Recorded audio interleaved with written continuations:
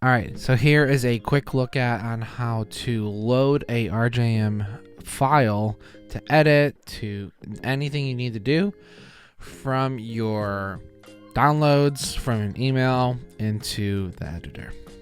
Let's check it out. All right, so what you're going to do is you're going to go in and you're going to right click on the actual edited file. So once you've actually downloaded the mastermind editor, the most recent one, you want to go to the editor. You don't have to open it, because if you right click on the file and you hit open with, it'll open it up and it'll say right here is a default. So give it a second and it will load up here. You'll see all of your settings on here. This is where you can go before you get the unit, or if you're waiting on it, or if you need to have something edited. This is where you would actually build preset songs and set lists, which we'll talk through.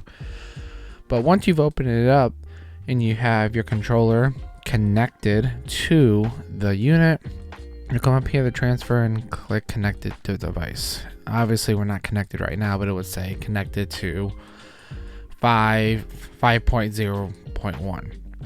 So from there you can either read settings or load settings. So if you've never, if you've edited a file but you've never loaded on the editor or onto the controller, you would click right changes to device so the controller gets it.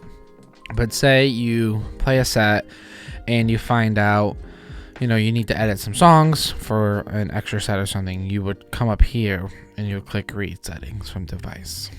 So once you read the settings from the device, obviously it's not connected right now, you would get all your settings on here. You can make the changes. So it's really simple. That's it. Pretty much the controller, anytime you make a change on the editor or the controller, you have to do one of two steps. If you edit on the controller and you want the editor to see it, you have to read settings. If you edit stuff on the editor and you want the controller to see it, you have to write settings. That's about it. I always tell people to save, just while you're building it, just kind of save it, just because sometimes the editor can crash and I would hate for you to lose all that stuff that you edited. All right, let's talk through just real quickly how to build a preset, my thought process, and then I'll also link a video that has a full walkthrough on preset songs and set list. All right, so building a preset is pretty simple. This is the thought process in which I do it, because it can just help make things easier. So we're gonna go off of 5 presets here, okay? So I'm gonna write clean, but I'm gonna put it in all caps. Clean. I do a space.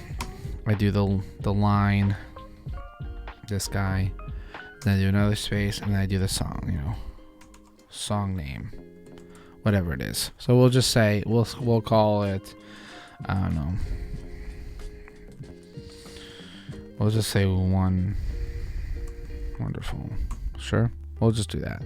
So now that that's done, you can obviously see on the editor, it just says clean. You don't see the name. If you were to not do the line, you would start to see it. So that's why it's really, helpful. And you can see it there too. You can see it on the foot switch. See right there, you see it underneath, which isn't a horrible idea. It just makes it easier that you can space it, and it just keeps it clean, because you're already going to have that name right here later on. Basically, you go from here, copy that. So when you move on to your next song, your next preset, you say drive space and you paste it. And then we'll say, I don't know, we'll just call it solo space, and we'll paste it again.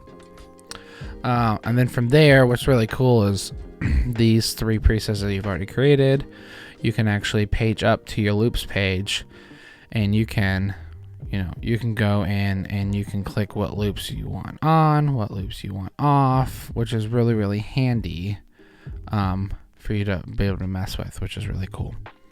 And the best thing about it is that you can have all the loops named and everything, so you can see what you're actually working with, which is really, really handy. And it just allows for a lot easier programmability of it all. I'll link a video above or in our editor email to talk over a full length of preset songs and set list. I really advise you to go watch it. It's really simple, but like I said, whenever you've made these changes, on the editor, just make sure you go up and you write the changes to the device. That's it. Have a good one.